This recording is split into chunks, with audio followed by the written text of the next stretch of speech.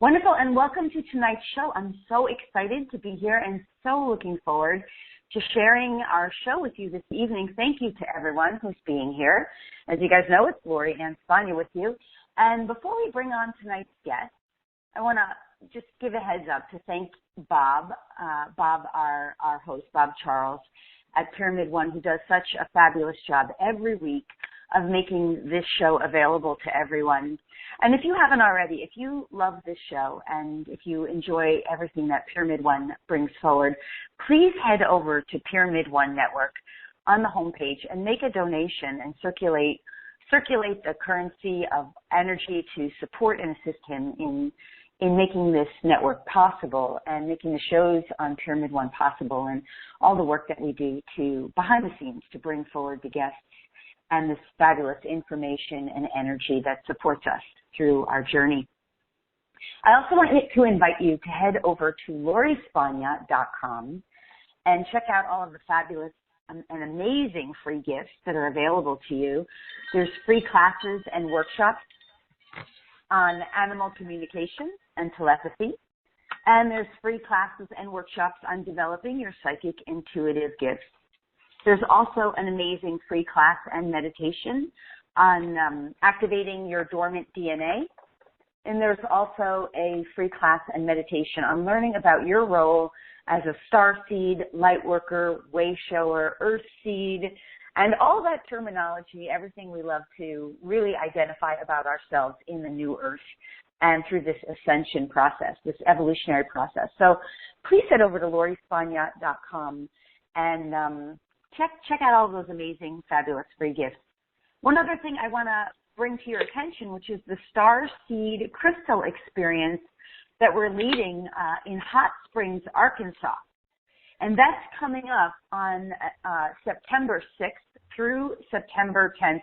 We're actually going to Hot Springs, Arkansas, and we're going to dig for crystals. We're going to work with the consciousness of the crystals. And we're going to do and learn more about grid work and the grids of the new earth, forming and enhancing the energetic ley lines and all the energy lines of the new earth for the fifth dimensional reality, Mother Earth, Goddess, Gaia, Sophia, and really anchoring that more fully so that more light beings can come online and more beings get to awaken and traverse into the fifth dimensional consciousness and hold that new earth frequency so that all beings can awaken. We're sharing our collective timelines and realities with. So if you want to learn more about that, if you want to join us, if you want to share in that experience and also activate more of our own DNA and awaken to that crystalline consciousness which exists within the crystals that are located, we can really access them from Hot Springs, Arkansas. It's also known as Arklantis. Check out that page on my website. It's at lorispagna.com under the Live Events tab, and you'll see that Starseed Crystal Journey link where you can learn all about it and you can find out and feel if it vibes in with you, if you feel like guided to join us. There's only, I think, 5 spots left. So you want to make sure you take action quick, and you're still in a window where you can get the early bird registration if you want to join us and save $100 on that early bird registration. Okay, so without further ado, what I would love to do is to introduce to you our guest for this week. And I know she is so well loved and so popular these days. People just love what she's bringing in and what she's sharing. So I'm truly honored and grateful to have her joining us today. Her name is Magenta Pixie. Many of you know her. Magenta Pixie has been in communication with a collective group of light beings or higher self aspect of her own higher self since 1993. She affectionately refers to these beings as the white-winged collective consciousness of 9, or simply the 9. Regular meditation and a journey of synchronicity with her own life led to this awakening and this connection with the 9. Magenta releases her messages from the 9 in video form on YouTube, and her YouTube channel is off the charts popular. Since releasing her first messages in 2008, she has attracted over 55,000 subscribers. Woohoo! That makes me really happy that her message for the Light Tribe is getting out there. She's worked individually with clients all over the world, and is the author of Masters of the Matrix and Divine Architecture and the Starseed Template, channeled books teaching individuals, particularly us starseeds and lightworkers, to find their own sovereignty through the understanding of their own energy system. Her passion is helping people to move through trauma and embrace the enlightenment and the ascension path and find their own connection with creativity, divinity, and joy. Again, her name is Magenta Pixie, and her website is magentapixie.com. And I know Bob will have that in the chat room for everyone who wants to connect in. Magenta, are you there? I am here, Lori. Hello. Hello, and welcome to the show. I'm so happy to have you here. I'm so excited. Thank you so much. Thank you for inviting me. It's an honor. Yes, it's the honor is ours and the pleasure.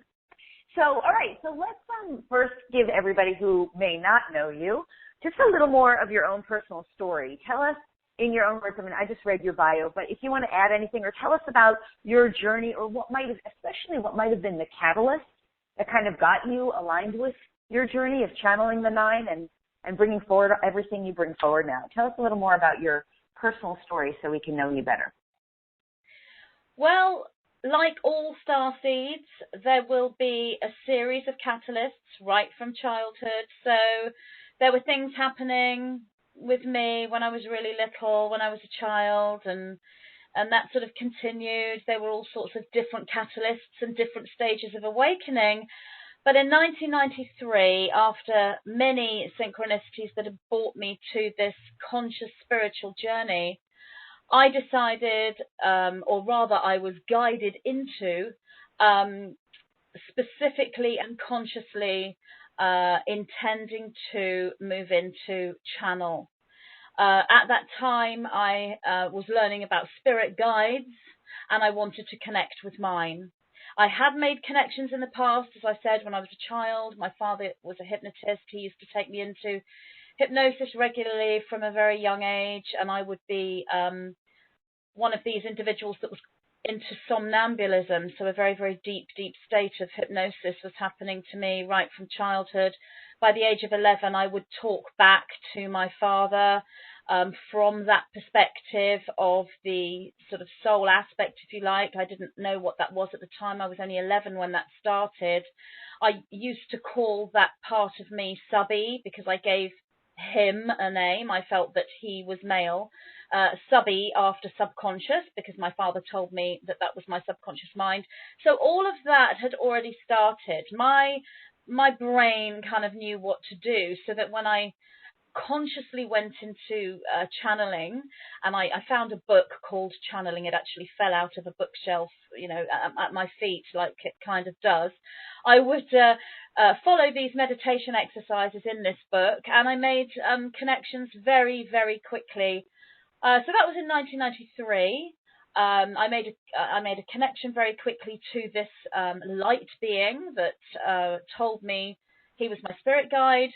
I would have to go into meditation to communicate with him. At the time, I wasn't working as a psychic or anything like that. I was living with my brother, and he had studied many different religions and was interested in all sorts of scientific philosophies, I guess, and I had very little knowledge about those things. So he would ask questions, and I would go into meditation. I would access this fifth dimensional light being who called himself White Spirit, and I would communicate with him, and I would come out of meditation and give my brother the answer. My brother's questions got more and more complicated, and the answers from White Spirit got more and more bizarre and expansive. And then one day my brother was asking me a question, and I was trying to remember the question that he'd asked me so I could go into meditation and remember the question when I found White Spirit. And while I was remembering the question, White Spirit was there in the room while I was awake and not in meditation. I'm now aware what that was. It's simply a particular brainwave state. You don't have to go into hypnosis, you don't have to go into a trance, and you don't have to go into meditation to access that brainwave state. You can do that while you're fully conscious and fully awake. But at the time, I didn't know any of this. And so I began to speak to White Spirit in the waking state and, do what is predominantly known as channeling. I'm now more aware of what channeling actually is, having had these conversations with that aspect. And channeling itself is, in some cases, can be a limiting explanation because it's so much more than that. However, it is that. And so I continued to work with White Spirit on and off over the years. I was told about Ascension. I was told about changes on this planet and this big shift. And because I'd done a lot of drama at the time, I was told that we were currently in a dress rehearsal, and that White Spirit would let me know when it was showtime. And that information about showtime didn't come, well, not for years. So I kind of gave up on it, really, but I didn't stop speaking to White Spirit. And then in around the year 2000, I was told that there would be an upgrade, that White Spirit was leaving and a new guide would come in. I was really upset about that, but I then understood that it wasn't really that White Spirit was leaving, it was there was an upgrade going on. And then that occurred over the next few days. There was an upgrade, and I was then speaking to one white-winged being who told me that he was from the 6th dimension, looked very much like a typical angel, sometimes with the face of a human, sometimes with the face of a bird. And then he morphed into 9. And that was around the year 2000. And then I continued to communicate with them and went beyond the form of the 9 to actually see much more about what they, the 9, are. I still call them the 9, but I'm aware now that they are much more than white-winged beings. And then in 2008, that was early 2008, it was around March, they told me, you remember when we told you you were in a dress rehearsal and we'd let you know when it was showtime? And I said, yes.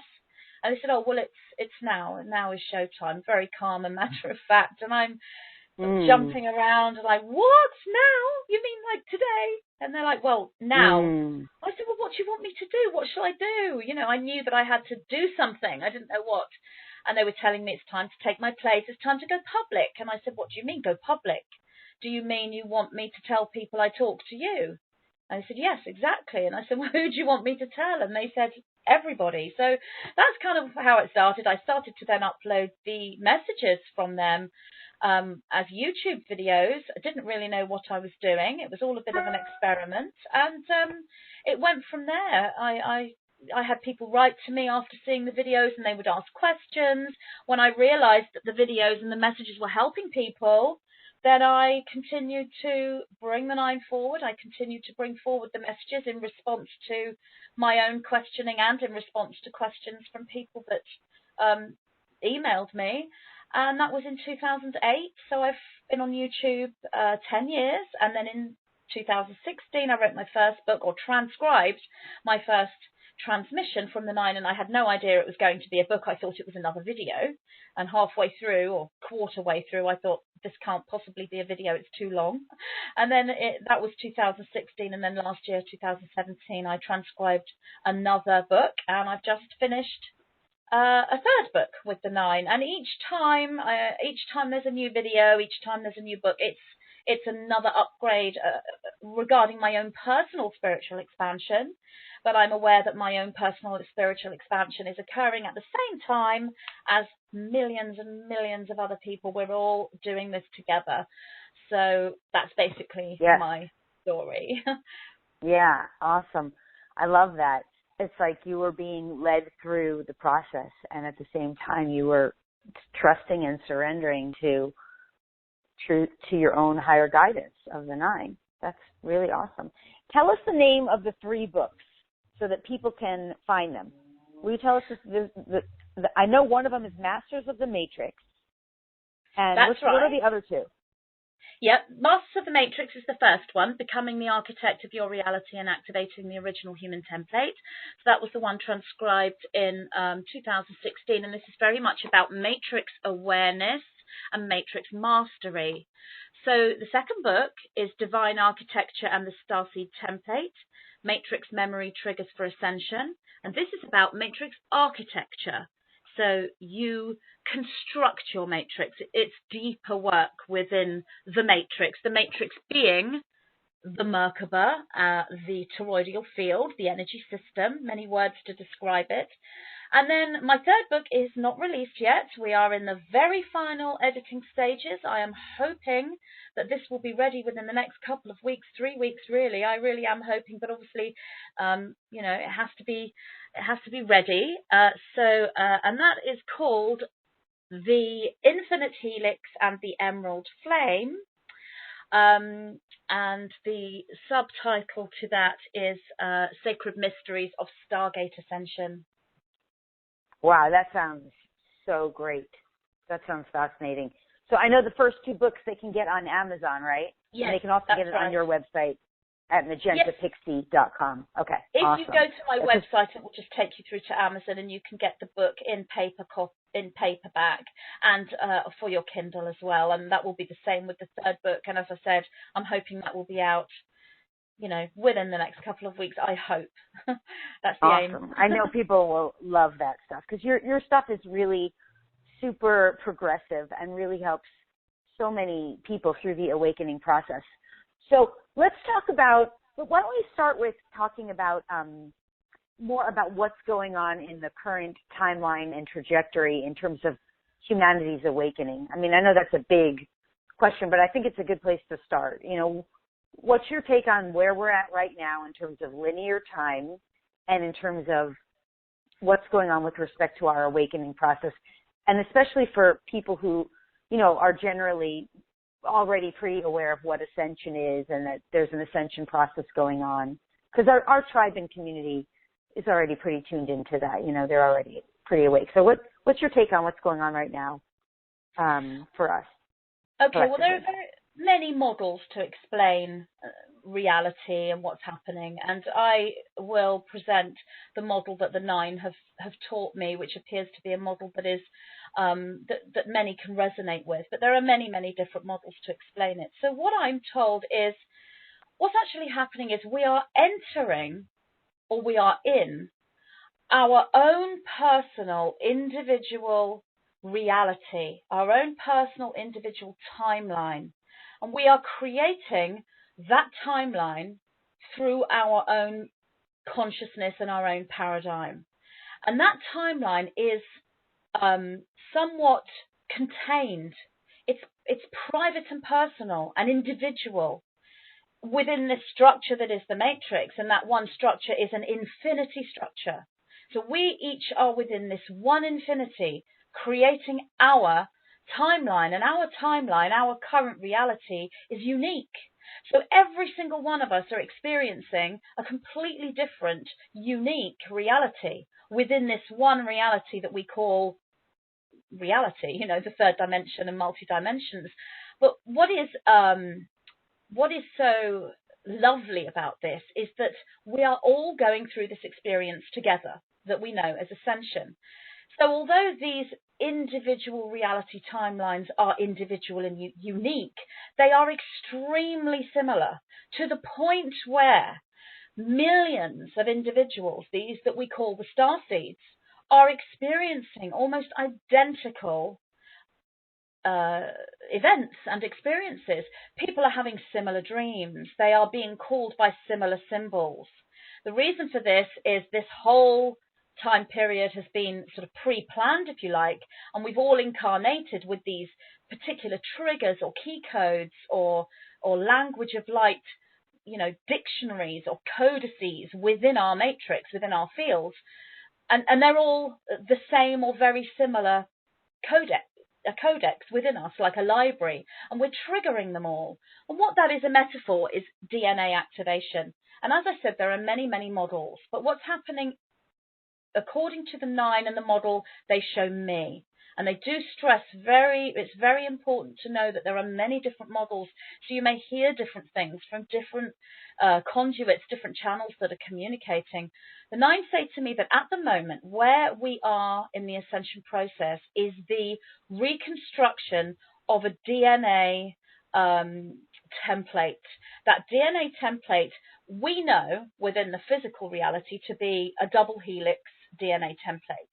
And that's what scientists see when they look at our DNA. And then they look at this other part of our DNA and call it junk DNA because they don't understand it. That junk DNA is a more extensive template, and I'm sure you and your listeners are aware of this, that's been somewhat, cut off, stolen, deconstructed. The nine like to say in shadow because it hasn't actually been taken from us. It's just been unavailable for us to access. And the star seeds, and I speak here about aware individuals that are aware of this process, that their memories as to why they're here and who they are coming back. These individuals are currently reconstructing the fifth strand of this DNA template. So if we look at the template, there are 12 strands that need to be reconstructed. Now, each of these 12 have 12 sections like quantum threads. The nine call this doppelganger DNA. They are being activated as well. So it takes us into this construction that has 144 strands within it. As I said, different models. Some people will say we've already accessed 144 or we're already on the 12th strand. All of that's true depending on the perspective you are looking at this DNA template. The nine are showing me this so that it's the most aligned for me in my awareness to understand this model in a linear sense, because we live in a linear reality and our brain decodes this multidimensional fabric, this multidimensional code in a third dimensional sense. So the template we're looking at here is a reconstruction of that fifth strand. Now, that's a majority of where the star seeds are. They've basically just fused together the template for the fifth strand. Some star seeds are still fusing those last remaining threads, if you like. So they've got the fourth strand in place and they're bringing the fifth strand in. And we do have a few star seeds that have actually activated beyond that. But when we look at the predominant placement as to where the star seeds are, we are activating the fifth strand. And what does that mean? Well, that is the strand you need in order to be able to do what the nine have been telling me about ever since I started to talk to them back in 2008 and create the videos. They've gone on and on and on about going galactic. We are moving into a galactic society, and that can be interpreted as saying hello to our brothers and sisters from other planets and meeting, star people and extraterrestrials, and all of that is true. But there are metaphors to this. That doesn't mean it's not literal. We may well be meeting people from other planets in the physical form, but the nine show me to look to all these metaphors, because ultimately, if you veer off track and think, oh, I'm going to meet an extraterrestrial, you are not in your trajectory, because it's not about meeting extraterrestrials. It's about your personal infinity structure cohesively containing its memory field. That is what the journey is. That's Ascension. So everything else is kind of like a byproduct of that process. And so that's where we are now. And that fifth strand, what that means is when you look at the strand formation, say you're looking from strand 1 to strand 12, in the first 5 strands, you're looking at a linear journey. So you activate strand 1, strand 2, which we incarnate with, then 3, which the nine call the triple helix. Then you go to beyond the triple helix and you start to create strands for the 4th strand. And then you move beyond that into the strands for the 5th strand, which they call, they call this multi-location. This is why the title of the book is The Infinite Helix, because that's the infinity structure. We are building an infinite helix for ourselves. That's what this is. And so when you get to strand 5, this is very important. When you get to strand 5, you're no longer linear. So it's 1, 2, 3, 4, 5. And then you go whoosh into warp speed. You go into going galactic. So you can basically jump. Once you get to strand 5, you have much more ability to jump around. So you can go to the strands. You could activate the 11th strand for a while and come back down and shoot back up and go to 6 and 8 and 12. You won't be able to stay at these higher strands for long. We're not able to hold that frequency. I said to the 9, why can't we go faster than this, if you like? And they say to me, it's very important, slow and steady. Even though in the linear reality, it's hugely fast. We have literally got to buckle our seatbelts on and we are going warp speed. But from their perspective, slow and steady, the tortoise wins the race. This is what they say to me, because if you do not do this in the right steps, if you create too much momentum, you will burn out. And the analogy here is, if you look at a rocket ship that's taking off, if you put too much fuel in that rocket ship, it will burn out and just sort of, fall back down out of the atmosphere, and it won't take off. We're not really moving anywhere. This is the thing. When they talk to me about Stargate Ascension, we aren't sort of shooting off the planet and flying through a great big portal in the universe. But we are doing that when it comes to the antimatter reality, which is our inner space, our hyperspace. When we do that, that creates, or rather, the configuration of the DNA creates it. It happens at the same time. When we do this, because everything we think about in a cohesive way creates a trajectory. And when you get the cohesive energetic frequency in the right configuration, which is focused intention, it must manifest. It is not a case of it might manifest, or you've done a little bit of sort of positive thinking and it might or might not come true. It's not like that. If you get the cohesive energetic in the correct configuration within all the chakra systems, it must manifest. So what you do here with your visualizations and your matching emotional frequency is whatever you're doing visually, the DNA structure is mirroring that frequency. And it's all within physics. And the 9 talk a lot about Masaru Emoto that did all the messages in water. It shows how the DNA configuration will line up and match your thought process, but it isn't your thought, it isn't your emotion, it's all of it. It's your entire energetic frequency. And the way to do this is to understand energy. So if you're just thinking, I'm going to visualize this and think about that, that's 3rd, 4th strand level. But at level 5, this is energetic frequency. We are actually taking our energy system and focusing it. And that is Stargate Ascension, and that's what this whole next book is about. And I had no idea the 9 were going to tell me this stuff. I didn't ask them any of this. I intended this book to be something else. And it was a complete shock to me when they started to tell me all this information. It kind of blew my mind, to be honest. I was walking around the house after writing. I was writing 6, 7 chapters a day, sitting there channeling them from sort of 7:30 in the morning till 7, 8 in the evening. I was walking around, and I mean, they really did take me to the limits of my expansion. And the last time this happened was when I first connected with them in 2008. Of course, it's a 10-year cycle for me. I'm on that decade, so obviously this is another. This would happen for me because the energy goes in 10-year cycles. And I would say to them, I don't know what you're doing to me, but I don't think I can handle this. I can't handle the expansion because it's not just information. They would take me through it. Everything they told me I had to experience. And it was 5 weeks of writing, of transcribing. And they said to me, you have all the tools. Remember your training. Remember your training. If I hadn't understood what they were saying 10 years ago, I would never be able to do this now. But I remembered my training, and the reason why I can do it now is because I was taken through these kind of dress rehearsals, as I said, and I went through these false times. And I'm saying this because this will be happening to the starseeds. I've been through times where my mind was completely blown, and I thought I was going insane, and I thought I was crazy.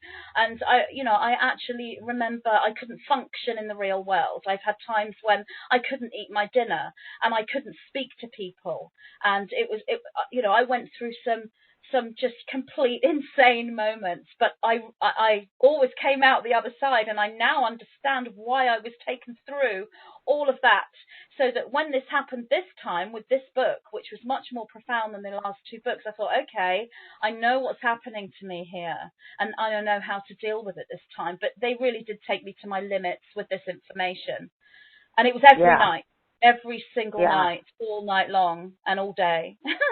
Yeah. So I'm very excited. I totally get about that. Yeah. That is very exciting. And I totally get what you're saying, that we go through this period. Because I know when I was living in Maui and I was going through my transformation, and I knew that I was somehow being prepared or up-leveled, or like at that time I didn't understand what was happening to me. And at the same time, I knew that somehow I was being prepared for something. It was like that. I had to be in Maui separate from everyone because I couldn't function in society. I would not have functioned. And my parents did think I was crazy at that time. Oh, yeah, same. And you do. You think you're losing your mind at certain points. And, I mean, that was a period I lost everything. So, yeah, I totally get that. And I love that you said that, because we do go through that. Light workers and starseeds, we very often, I mean, that's a big part of our journey. So, and I also get the whole thing about the DNA. That's so true. And I was laughing when you were saying that part about after you get past the fifth, it's kind of nonlinear, because I find that myself, even with my channeling, like sometimes I'm channeling something from 12D or something from 11D, but you're always like vibing in and out of that frequency, lining up with it energetically. Your consciousness is aligned with it, and then you're in somewhere else. You're kind of shifting in and out of these different frequencies based on what your DNA is able to access. So exactly. I love that you shared that. Thank you. So also, I want to ask you, since we did mention the time thing, I love that you brought that up, because that's one of the questions I want to ask you. I want to ask you two different questions on this topic. One is about linear time, and I want to be specific with how I ask the question, but linear time versus only the now moment, and every now moment is a true moment, because we're kind of both experiencing our experience in both, like as a linear experience, but we're also now in this knowing that every now moment is a new moment, which has no linearity. It's completely nonlinear. And the other aspect of time, which is a completely separate question, but I want to bring it up now because I know it's somehow connected, is the bifurcation of time. In other words, the separation of timelines based on our consciousness, our frequency, our vibration, and what we're experiencing. So can you address those two? You might want to, however you want to address them, and whatever comes up on those topic areas. Will you talk about that? Absolutely, yes. So the first question, and it's really good that you've asked this question, because I do think that this is something that's so important for the starseeds that are going through this process right now. What the nine talk to me about is linear thinking. So we're looking at our consciousness in the way that we think, which is a direct experience of time. So our consciousness and time is kind of one and the same thing. And this journey we're taking, when we go somewhere, when we leap through a stargate, if you like, is a journey within time, not space. We are in a time matrix. That's what we're doing. So the stargates we're looking for, yes, there's physical stargates, but the starseeds are anchoring this change that's occurring geologically across the planet. So they are going through a time matrix. So what the nine talk about here is linear thinking, linear consciousness, and then there's bilocational consciousness, trilocational consciousness, multilocational consciousness, and then omnipresence of consciousness. When you get to the fifth strand, you are embracing all of these simultaneously. Now, although you're able to see from omnipresence, you are able to use multi-locational consciousness in small doses, as in when you're channeling, or when you're in a trance, or when you're in meditation, or at moments when you go through the epiphany or the daydream. You are not holding those states at the moment. We are not at the level where we are holding multi-locational consciousness, and we are not holding omnipresence. And it's good, because we wouldn't be able to function in linear time at this current time period in 2018 if we did not move out of those states and anchor down. But what we are beginning to hold now is bilocation and trilocation of consciousness, and jump in and out to the multi-location and the omnipresence. So what's happening here is bilocational consciousness is embracing two concepts simultaneously.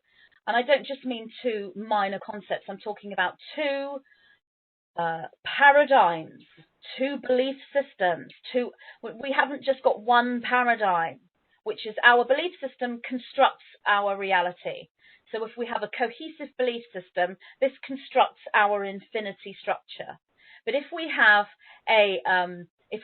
two paradigms, we're holding bilocational consciousness, and these two paradigms can be opposing. So most people in linear consciousness will not be able to do this. It's either or. It's either A or it's B. It cannot possibly be A and B. That makes no sense, and it won't make any sense to someone in linear consciousness who has the double helix and has not activated beyond that. But once you get into the triple helix and beyond the triple helix, you are looking at bilocation. And then you're looking at trilocation, which is holding three concepts simultaneously. And we are touching upon multilocational consciousness. We're not holding that for very long, but we are touching upon that, and as I said, omnipresence. So what we're doing here is we are aware of all these different perspectives, and we are aware that we are one soul, one infinity structure. We hold the perspective of source. We are aware that we are unified, and that many star seeds are there. That many star seeds are in that place. The idea here is not to get from linear consciousness to that belief system. That's where linear thinking individuals, they can't get to omnipresence. So they are in linear thinking. They can't see the perspective of omnipresence. But when you start to wake up and activate these strands, what often happens is you will jump to omnipresence. So you'll be up there in this 11th, 12th dimensional way of thinking. So you can be walking around saying, I don't exist. So if someone said, hello, Magenta, don't call me Magenta. There is no Magenta. I don't exist, and I'm not real. So when you jump there, you're over the other side, okay? So you've got the linear thinking people who are like, my name is Magenta. Of course I exist. And then you've got this, I'm not Magenta, I don't exist. When you hold the two, that's your bilocation. You see, you're going into both of them. You've got to get the whole spectrum. And although you've got omnipresence of thought, you are actually in bilocation, which is the twin flame, if you like. That is the true twin flame consciousness.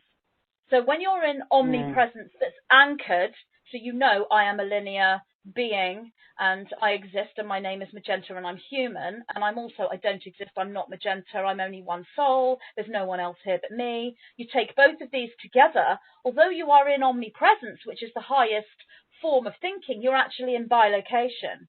And that's where you need to be to anchor this DNA construction, because that will take you into the highest expansion. So if you get those two, then you can start bringing in all these other perspectives, and at the same time you are aware that on one level there is a scale, there is a map, there is something to measure, there is something to integrate.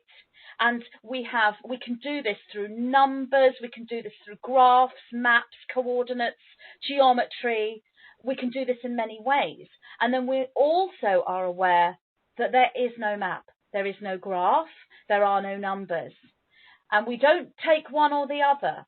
And this is where we are right now. And if you look at the Starseed community, you will, you only have to pop onto social media and start reading some of the conversations, and you will read conversations such as, that there is no, there is no map. There is no geometry. It doesn't exist. Why are you talking to me about all these geometric structures? They don't exist. There's only oneness. There's only purity. And someone else will say, well, there is geometry. Of course, we need to have both of these perspectives. So when you take the omnipresence, then I will call this the eternal flame. And there's a reason why they call it flame, which is why the book has emerald flame in the title. The flame is very important. It is a visual. It's a visual activation. It creates charge. It creates a match within the DNA, the flame. So we're the eternal flame. When we move into bilocation, when we move into the understanding of the divine feminine and the sacred masculine, we're moving into the twin flame. When we move into trilocational consciousness, we're then coming into the Trinity.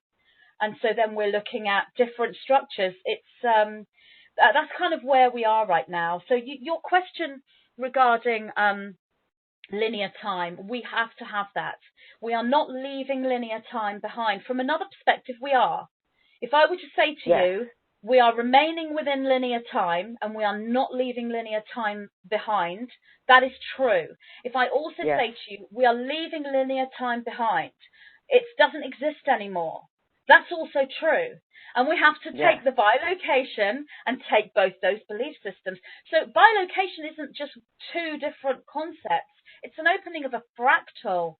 And you are going into each concept and taking the bilocation within each concept. When you start to do this in mind, eventually, when we start to anchor these higher strands, eventually, down the line, we will be able to do actual bilocation of self. But even that is not what we would interpret it as. It is not a case of I can split my physical body into two and one of me can go downstairs and do the washing up and the other part of me can sit and read a book. It's not linear because we aren't in linear time to get to bilocation. This is the light body.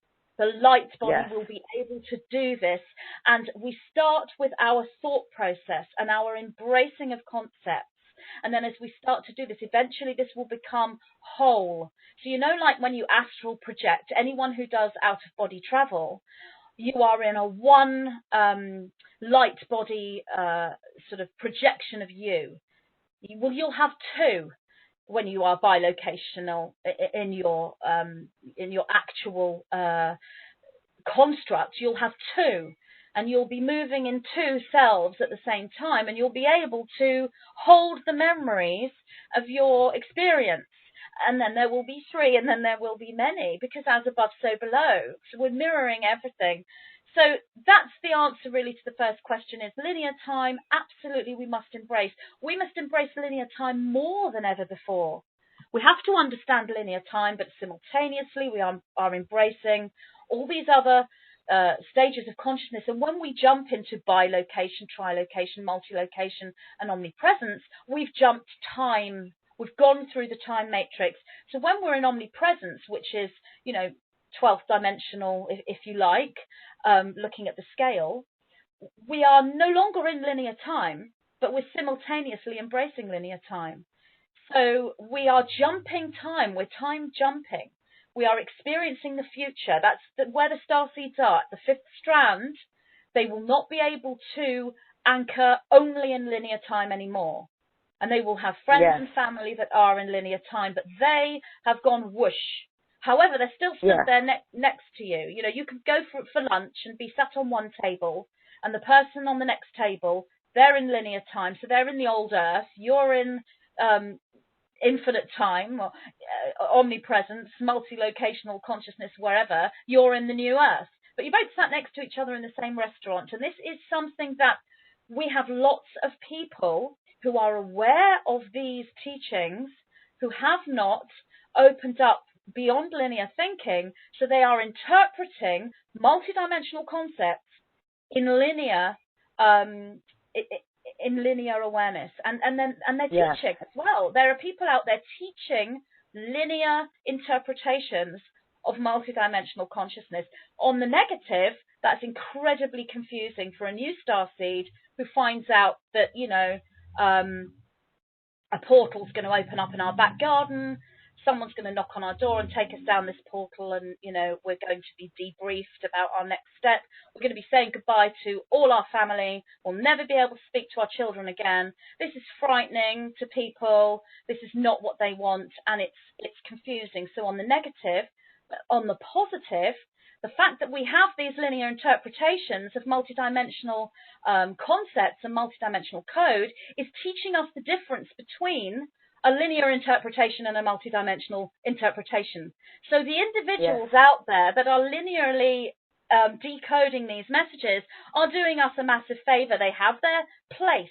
And then you have another load of people that will look at this linear interpretation of multidimensional code and say they're hijacked. They are working for the dark. Well, that may or may not be true. The point is there is a negative and a positive in everything. And that, again, is your bilocation. We're embracing negative as much as we're embracing positive. We are not pushing anything away when we get to the fifth strand. The fifth strand is in direct alignment with the fifth dimension. The fifth strand is the gateway to the new Earth, to Gaia, to the fifth dimensional version of Earth. And that brings us on to the bifurcation of timelines. And that's basically pretty much the same thing. It's another way of explaining the same thing, that these timelines separate. And that's just another linear interpretation of everything I've said. Each one of us is going to interpret this difference between linear time and multidimensional time in different ways. So, when I was saying how when you come out of body, there'll be two of you, well, you could see that as having two timelines. So at the moment, can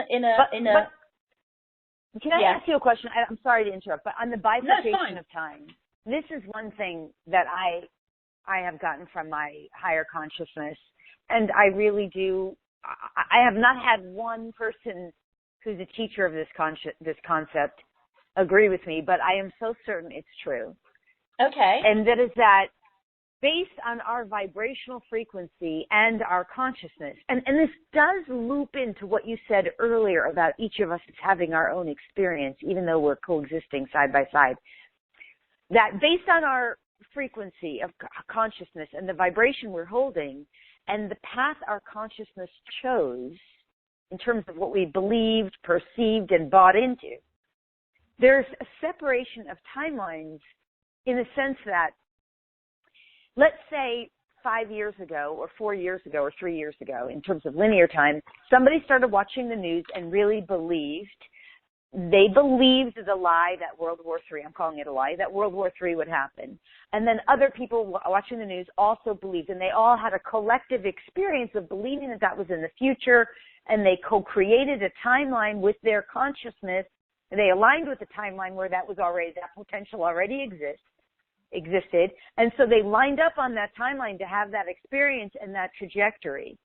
But then you have all these other beings who are of the light who knew that would never manifest, because based on our frequency and our consciousness, that vibration that we're all aligning on would never support that reality.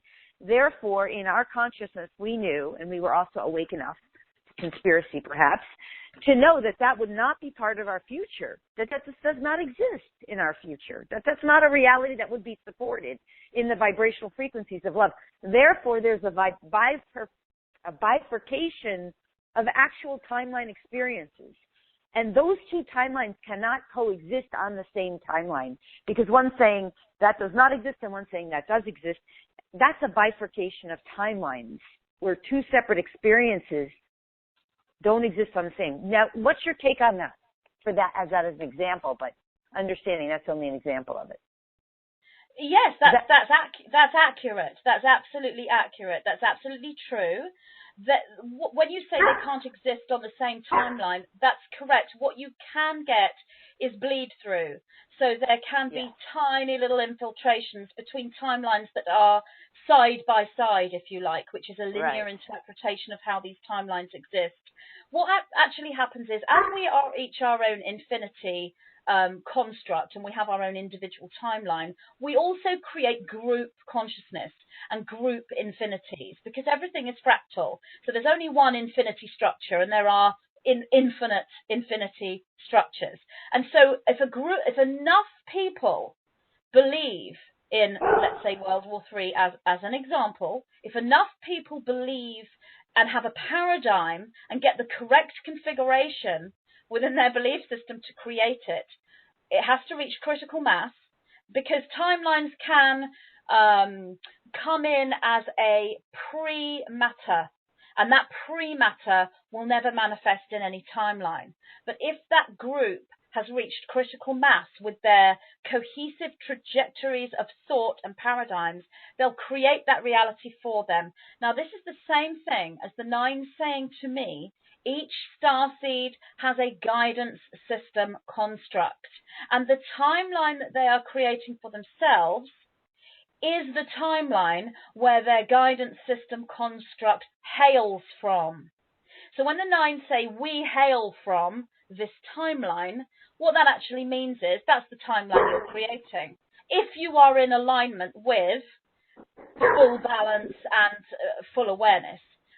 Some people are out of balance, so they'll create timelines they don't necessarily want.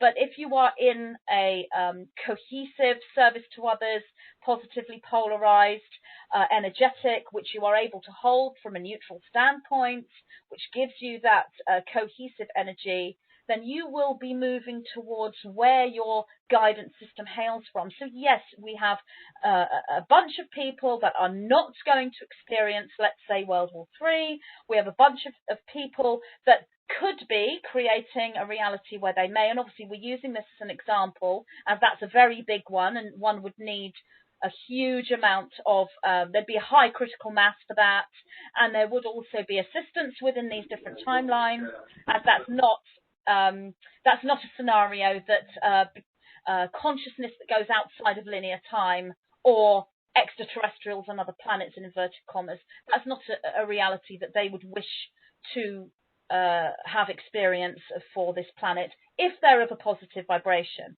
So you are correct in everything you said. Absolutely. Yeah, I'm so grateful to you for that, because it's a very advanced concept. Not everybody really understands that, and I appreciate the consciousness that you bring forward to help bring clarity on that. And it helps. And just one last thing, and this is more like my own personal experience on the timeline, linear time question.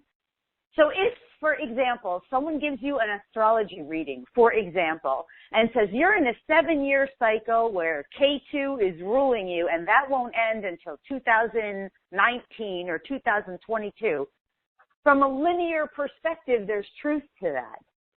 But is it true from a nonlinear perspective? In other words, in a nonlinear perspective, do you have to carry that story with you? How would one, even if you're given any kind of prediction or any kind of linear story, how does one break free from a linear story that feels so imposing, so true to them? That's the question.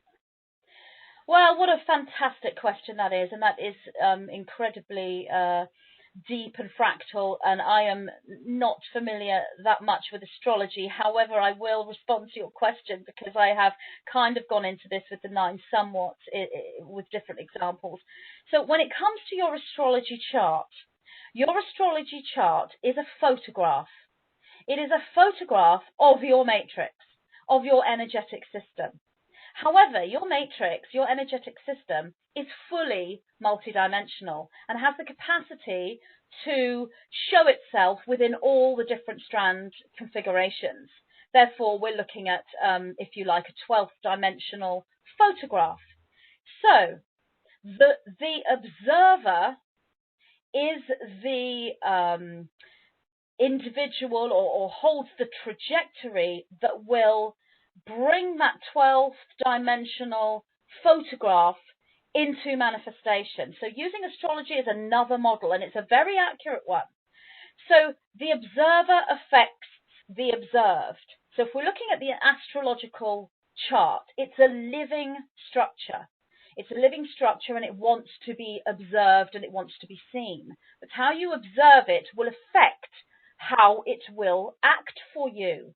So if you decode your astrological chart in a linear third dimensional sense, then you're going to get for 7 years, you're in this planet, and that's going to happen to you. And they're going to decode it in a linear sense. But if you find a multidimensionally aware astrologer, somebody who can see the full 12th dimensional picture that astrology is, then they can say to you, as long as you are embracing linear thinking, then this is going to happen for 7 years. But once you get to this strand or this bilocation or this level of awareness, or when you connect with this particular ascended master, or however you want to look at this pattern, this map, then that will change. That 7 years will change, and different energies will come in. And then when we're looking from a different dimension, it will change yet again. So it's a multi-dimensional photograph. And the issue here is, how is it decoded? How do you look at this multi-dimensional photograph? And where do you place your paradigm and your cohesive thought process once you've had your astrological chart read? Because if a linear astrologer is saying to you for 7 years you're going to be, feeling depressed and going through a dark night of the soul, and you see the chart for yourself and you see how that connects, and you go away thinking, yes, that astrologer is correct. I'm going through the dark night of the soul for the next 7 years. You will. The reason why you will is because that which you observe wants to be observed. It wants to be observed so much that it will mold itself to you. It will prove to you how correct you are. This is so important. Honestly, when the Nine told me this, they actually say that this fire, this flame, which is also known as the dragon's breath, this is the fabric of the universe, and it is like a cosmic photocopier, a living photocopier. It copies, it's holographic, and it will reflect you, and it's in everything, in everyone, in every construct, in every building, in every idea, in every situation, in every business, and in every person. It's there.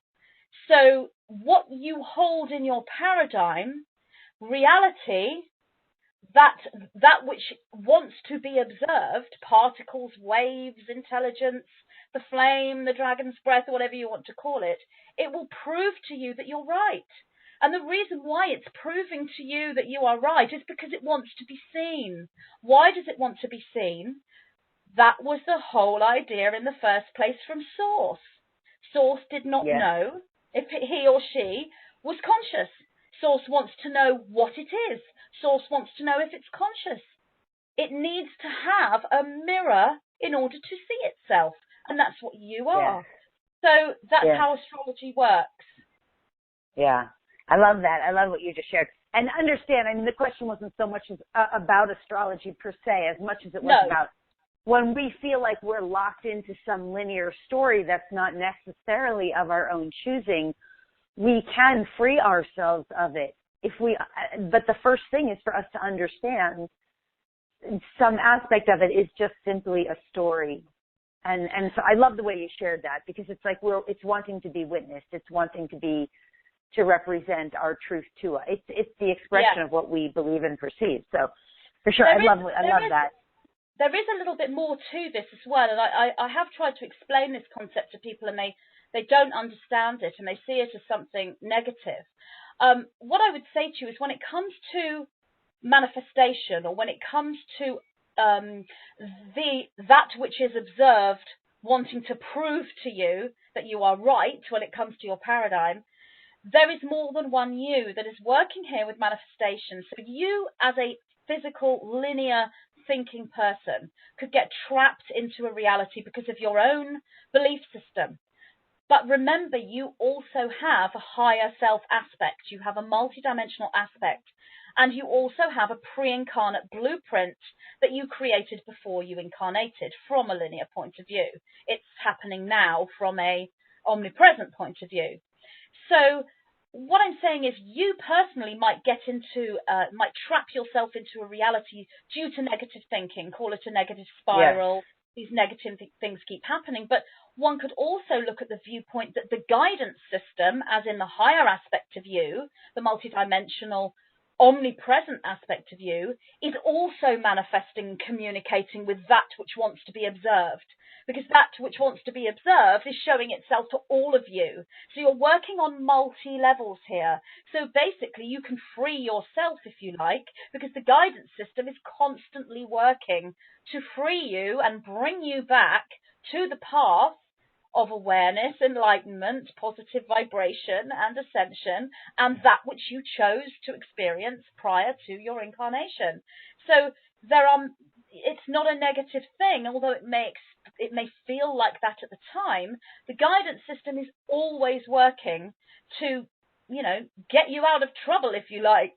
Yes. No matter how much in trouble you are, no matter how far you have strayed from your original blueprint, yes, the guidance system is always there. Yeah, for sure. And also, I mean, we sometimes do judge things from, that it might be negative, but it always does serve some kind of higher purpose. And I mean, I know this community, this tribe knows that. But so even with respect to that, what's so interesting is there's always some way to kind of disentangle yourself from it by working with that other version, aspects of yourself, higher dimensional aspect of yourself, higher consciousness, aspects of you as the I am presence or as the one in the oneness on all those other levels and layers. And yet, this is the follow-up question to this I have for you. To what degree, I know we're like going a little overtime here. I hope Bob's going to allow it. To what degree do you believe or perceive, or your guidance or your higher knowing, with some sort of, because this ties into that divine, the word you used, I forget, blueprint, pre-incarnate blueprint, which I call a original divine blueprint. But nonetheless, what degree do you believe there is some sort of destined pre-plan that is really dictating the journey? Well, not so much the specifics and the details of the journey, because we know those are much more free-flowing, but the overall arching journey of what you work on, the themes, some of the details that are perhaps we could use the word karmic, those things to what degree do you feel like there's a divine destiny in that, and how interlocked are we with it? Yeah, there is a divine destiny, that pre-incarnate blueprint that you created for yourself, that is there, and we interact with it 100%. It is 100% there. However, we can change it, and we can completely change it to a completely different blueprint. So from that point of view, it's at 0%, if you like. It's taking both of those viewpoints. So let's say somebody is linear thinking, then the guidance system is always bringing them back to that pre-incarnate blueprint that they chose for themselves prior to their incarnation.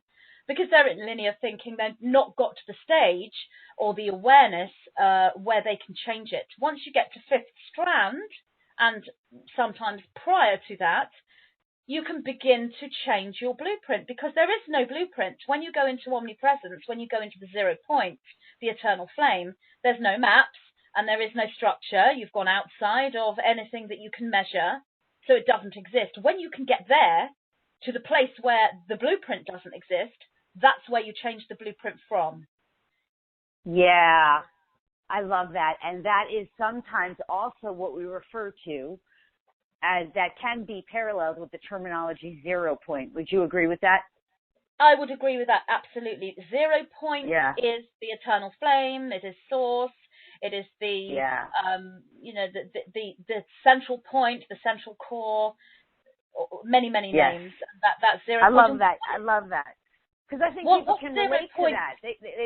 They can relate to that concept. Like when I get myself into that pure 0 point, maybe by spinning my Merkaba and different kinds of using sacred tools, certain tools like certainly meditations and geometrical patterns and alignments, and through that breath work and that process, when you get into that 0 point, and the more you do that, the more you're able to hold that and anchor that within you, within your core pillar of the energetic field of your own physiology, you're able to create a whole new, you're able to clear out those old aspects from old time, linear time, and aspects even like of your astrology or whatever, programs and all your belief systems, etc. And in that 0 point, you can create anew if there's nothing pre-created.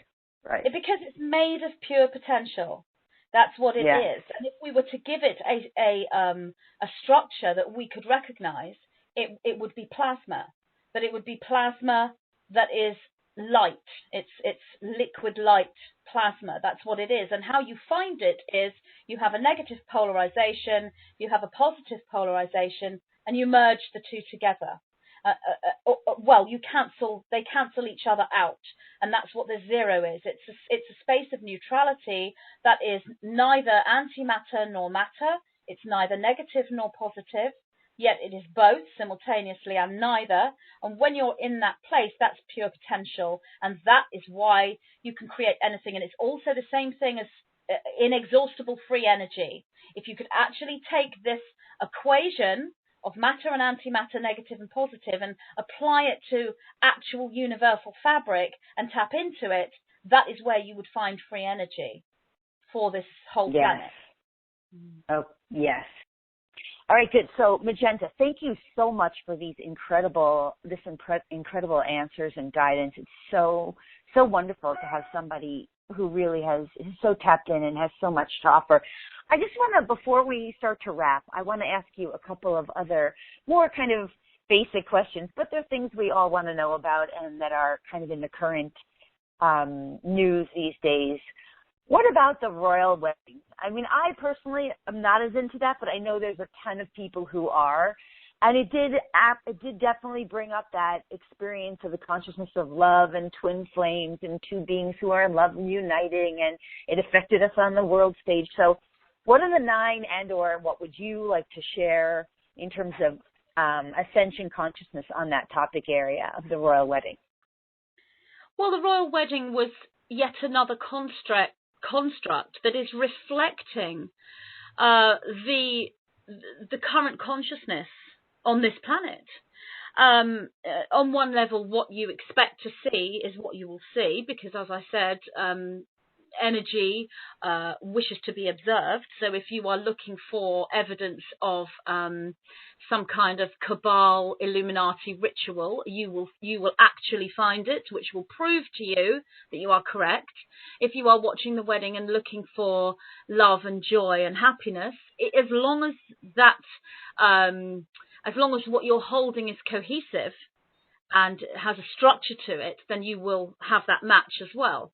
But what this reflected on a larger scale was, I think, really most starseeds are aware, and it's certainly stretching through to the truther community, are aware that there is that these ceremonies that are televised across the world, that they are utilized within this Illuminati bloodline family, if you like, and that they are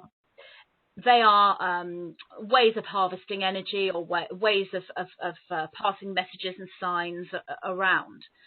And many starseeds would have probably felt like they didn't want to participate, they didn't want to watch. A few might have felt strongly that they should watch.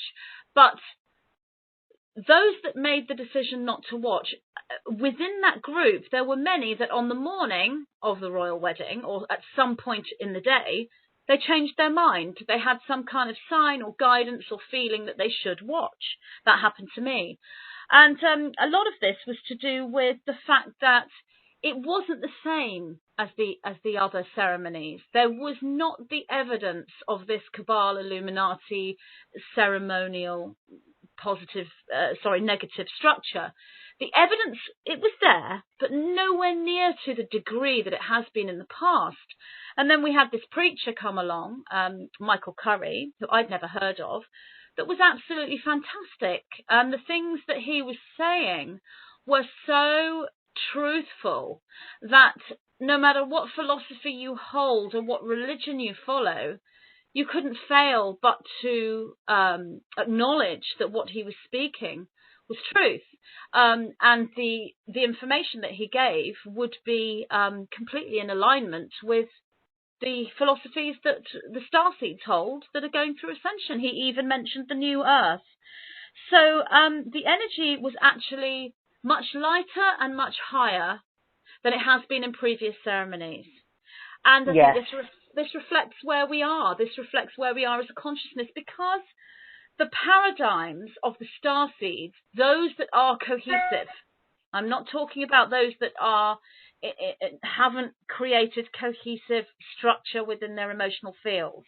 They're angry, having all these different analysis of these different higher dimensional concepts that they have interpreted in a third dimensional way. I'm talking about the cohesive star seeds. The cohesive star seeds together, they're aware of the control structure. They're aware of what's happened on this planet, but they are in a state of integration. It isn't about forgiveness in a sense of, you've been really, really awful, you've enslaved our entire planet for thousands of years, but you know what? I'm going to let you off the hook and forgive you and love you all. It's not like that. And that's what a lot of the sort of more truther communities would think that the star seeds are doing. I mean, they're star seeds as well. I mean, the light workers, if you like. No, it's more like, what you did was wrong and awful, and you've done it for thousands of years. However, we've learned from your creation of polarity. We don't need that level of polarity anymore. We don't need to have that negative mirror in order for us to be able to hold the positive and see how opposite to you we are. We've raised to needing a lesser polarity. Our polarity could be something like love and light, rather than evil and good, if you like. It's a much lesser, lighter polarity. And within the reconstruction of the DNA, one has to go through certain emotional states that mirror the states of consciousness in order to create the fifth strand formation in the first place. And one of those is compassion. You have to have that to get to the fifth strand. You can't get to the fifth strand without it. You simply can't. Yeah. What you can do, if you are in a state of integration and you haven't quite got to compassion yet, you can catch on the end of this energy, and you will ride along with this ascension wave on the energy of those that do hold compassion, because you're still raising your light quotient and you're integrating, meaning compassion for you is something you're going to do. Now, within compassion, we have forgiveness. So we've got this star seed energy of compassion and forgiveness, integration, understanding, justice, absolutely. So we want justice, but we aren't going to throw our arrows at you and demand retribution and revenge. We want justice simply because it's fair and it balances. That's more where we are. So those star seeds that are holding that energy, they are able to create a higher timeline, if you like. The quantum coherence that they are creating is creating this timeline. They've got to critical mass, not with their numbers, but with their energetic field, because the fifth strand is an echo. It echoes out, it reverberates out into everything, and it reverberates very, very far. So when you have the star seeds, you only need a certain amount of people. A critical mass isn't how many people there are, it's what the energy is, and that's at critical mass. Therefore, the royal wedding and structures, all structures like that, will reflect the predominant consciousness. Now, if you're not in that consciousness, you won't see it. You'll look at the royal wedding and think, Magenta is talking nonsense. The preacher was awful. It was an Illuminati ceremony. And they will come up with all this stuff about, goodness knows what. I mean, some of the things I've read baffled how people can have that viewpoint. But I understand. And they will have proof that they're right. So there's no way that they will be able to believe the starseeds who are saying, well, actually, that royal wedding was much higher in energy than the previous ones. They won't see it, and they are right. They are correct from their viewpoint. There's no point in having an argument with someone who's right, but they're in a different energetic frequency and sitting in a different timeline, because they are mirroring their own DNA structure, which is not 5 strands. So that's where we are. The royal wedding was a reflection, and for those starseeds that did see the beauty within that pastor's, that preacher's speech, his sermon, those that saw the beauty in that, and those that could Yes. see the love between Harry and Meghan, those that saw that without judgment, without sitting there thinking, oh, Meghan supports Hillary Clinton, or Harry is potentially, you know, related to the Antichrist, or whatever these messages are that people believe, and they do believe this. The starseeds that didn't see that and just saw, you know, a man and a woman in love, saying their vows, and this amazing preacher, and that came away with a feeling of, wow, that was really lovely. They are the people that are holding that frontline energy. Yes. Yes. I mean, I want to just, on that, the one thing I noticed was that, and I don't know about any of that royal wedding. I mean, I know a lot about conspiracy, but, and the whole Illuminati thing, but, you know, et cetera, ad nauseum. But it seemed like they were breaking the bloodlines. Yes. To me. I got the perspective that they're breaking those bloodlines. Do you agree with that? I do. However, the breaking of the bloodlines that's occurring now is a reaction to what's been happening energetically. It always is. The bloodlines started to break when Diana came into the royal family, and then she had her children. She was polarized positive, not necessarily within the physical presentation of her, but the energetic field was polarized positive. She was of the light. She brought that into the structure. What that did was open a gateway. So she doesn't have the bloodlines don't work like, oh well, everyone incarnated into the royal family before Diana is stuck in this Illuminati negative polarized bloodline, and everyone after Diana, she's opened a gateway and they are able to be of the light. It doesn't work like that, because this is non-locational. So the minute Diana opened the gateway, the whole of the royal family could then, or rather, I'm not just saying the royal family, I'm talking about the entire Illuminati bloodlines, despite the rituals and the ceremonies that they will do to keep the bloodlines pure, Diana and those that supported her and loved her opened a gateway, and now light has been incarnating into Illuminati bloodlines for quite some time. What we've seen in the royal family is simply a reflection. So you've got people who will be talking about this Illuminati bloodline, and they are speaking that which was correct 100 years ago, even 50 years ago. It isn't correct anymore. Things have changed. Yes, for sure. It's just that when they took Diana into their bloodlines, they were doing it from a place that they knew they needed purity, because they were dying without some new pure blood. But nonetheless, I totally get that. I'm with you. I love that, and I thank you. I didn't mean to engage in a conversation topic, because it's a fascinating topic from that perspective. So, yeah, thank you for sharing that. That's really awesome. So while we're on this topic, and just a couple last questions before we wrap up. Since we're on this topic of Illuminati and bloodlines and reptilian races and, you know, the so-called negative alien agenda that's sort of phasing out as the new light, the agenda of the light, you know, team light and all that consciousness expands.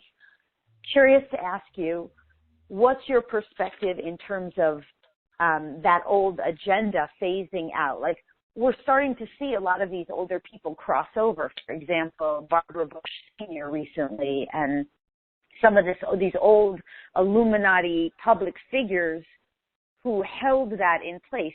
Do you have a belief system, or would you agree, or what's your perspective is a better way to ask, that as these beings cross, they take with them that energy of that old Illuminati? It's sort of like they're taking with them that whole lineage. In other words, because they're not being able to reproduce that any longer. Or that's kind of an aspect of my perspective. But what would you like to share? Or what could you share on that? Yes, that's correct. The reason why is, in the past, when they left the body and went through the death experience, the energetic is held by those still living. They will have anchored that energetic, and they will have brought it back round again and made sure that it created a circle to keep the bloodlines pure. So that's how it was in the past. However, that energy, they can't hold on to that energy. The energetic, they cannot hold on to that anymore. It's the star seeds that are steering the ship of Earth, as in the timelines, and that reverberates through into the incarnational lines and beyond. So yes, there's a huge chunk of energy that is leaving, and they're not able to anchor that back. So that's correct, what you said. Yeah, love that. Awesome. I mean, because from my perspective, we're just leaving one kind of experience and shifting into a new. I know a lot of people are still sort of judging all that as bad or wrong, or they should be punished. And you were mentioning that earlier, you know, like we're just dismissing it as love and light. But from my perspective, it's like, well, we had this one kind of experience, and that experience is over, and now we're having and creating a new kind of experience, entirely separate, but yet linked. So yes. Anyhow. Yes. Yes. So, okay, and this is the last one I'm going to ask you on this topic. Would you care to bring up any consciousness you have on this Mars project and the whole, you know, creating, you know, Elon Musk and sharing any perspective you have on that? Would you like to share? Sorry, I lost you completely there. Can you repeat that question? Oh, I apologize. Would you be willing to share any perspective on the Mars project in terms of what Elon Musk is doing with creating spaceships to bring people to Mars? I know I have a very clear perspective in my own inner knowing, but I've never heard it from anyone else. Just about what's really going on Mars, what's happening in that arena. Okay, I know nothing about this whatsoever. I've never heard of Elon Musk. I know nothing about Mars. So if you want to ask a specific question about this, I will ask the 9, because I personally, as Magenta, have no idea. But I can ask the 9. So what's your specific question? My specific question was just more like what you might want to share on it. But I'll get more specific in what my inner knowing is that there is a Mars project in place where a man named Elon Musk is building rocket ships to take people to Mars to provide a place for people to live there. And in my inner knowing, and I've only done this psychically, so I cannot validate it. There's not many people who I can ask about this. They can't live here anymore because the frequency of Mother Earth is too high. So they're trying to create another place where reptilians can live, but it's basically a slave planet, reptilian controlled. Anyway, I don't know. That's just what psychically. So that's the question is, do you have anything to validate, or maybe they can add, the 9 can add, or share on that? Yeah, I didn't hear you very well. You're breaking up, but I vaguely think I know what you're saying. The energetic is getting too high here for a lot of service to self individuals. They can't survive here, so they're finding ways to create a future place to live. So things like, building bunkers underground and trying to go off planet. That is a linear interpretation of how to expand in the universe, and it won't work. It can't work in a cohesive energy. The way to live upon another planet is to raise the DNA structure into Stargate travel, Stargate Ascension, and go through Stargates to get there. Because when you look at, say, Mars, for example, what you see is a third-dimensional projection of a planetary system that is beyond the third dimension. So we've got 3D here, and Earth is a 3D planet wanting to make a transition. When Earth makes the transition into the 5th dimension or 4th density, those individuals that go with that will be able to see so much more of the other planets, and they will be able to access those other planets. But it won't be through getting in a rocket ship and flying there and creating a colony. That's a third dimensional way to live, and it may partially work, but the energy is not conducive with expansion and growth. It's almost like you are forcing the energy. It's working somewhat in 3D, but as this planet moves higher and higher, these projects won't sustain. It doesn't matter where you go; it's the same energy. So you can dig a bunker and go underground or go off planet, but that energy will touch you. That higher vibrational energy will touch you. It's touching the whole of the solar system. It's coming in from the galactic core, the central sun. It's not just Earth. So this energy is on Mars as well. So it's a planet that is, you know, doomed to failure, if you like. I'm not saying it won't fail completely, but it won't hold the energy that a harmonious, balanced human is looking for, which is the energy of ascension. Yes, it's not built on the new energy. Totally. No. Wow, I just love everything you've shared, and I know you hear this all the time from the people who interview you, that you have, you know, of course, you have so much to share, and it's so exciting and fun to speak with you and to gain additional perspective through the consciousness that you're sharing in the 9. I want to remind people that Magenta Pixie's website is her name, Magenta Pixie, and you can go there and learn more about her. And she's got lots of great meditations there as well, and tons of consciousness. Plus, you can find her easily on YouTube by searching Magenta Pixie, and you can hear more from her via her YouTube channel. And of course, her books, The Divine Architecture and the Starseed Template, and then Masters of the Matrix. And say the third one again. I'm so sorry. What's the third one? The Infinite Helix and the Emerald Flame. The Infinite Helix and the Emerald Flame. And all of that you can learn more at magentapixie.com. And, of course, the books are also over at amazon.com as well. Magenta, thank you so, so much for being a guest tonight. And before I release you, I just also want to remind people to head over to lorispagna.com under the Live Events tab, where you can see our upcoming guests for our future live shows on Pyramid One. Of course, our next guest will be a very dear friend of mine, Janice. I'm sorry, I lost her name, Janice, and she is a good friend of mine, and I'm spacing out. Janice Blackard. I don't know why I just had that mental block in my brain, but Janice Blackard, she's our next guest, so tune in for her. And also head over to lorispagna.com under the Live Events tab to check out the Starseed Crystal Quest, the Starseed Crystal Journey, the Crystal Experience, and also join us for our DNA activation calls, Ascension Manifestation and Healing Circle calls, Speed Activation calls, and Sacred Energy Activation calls for people and animals. All of that is under the Live Events tab at lorispagna.com. And with that, Magenta, I want to release you. I thank you so much for being here today. Yeah, thank you, Lori. Thank you.